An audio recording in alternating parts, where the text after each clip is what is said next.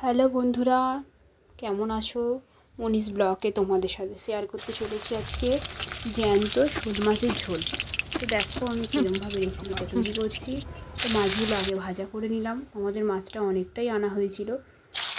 তো এই মাছটা আমি আজকে পেঁয়াজ আদা রসুন কিছুই ব্যবহার করিনি, যেহেতু জ্যান্ত মাছ ওই জন্য কোনো কিছুটাই ব্যবহার করিনি।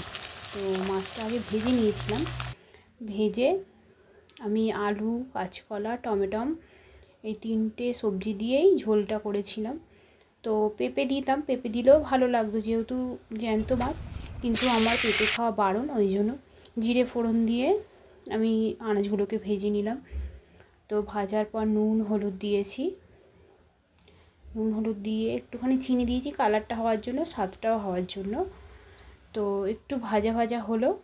তো ভাজা ভাজা হওয়ার পর একটু ঢেকে দিয়েছি, একটু সেদ্ধটা হওয়ার পর তো একটু জল দিয়ে দিয়েছি।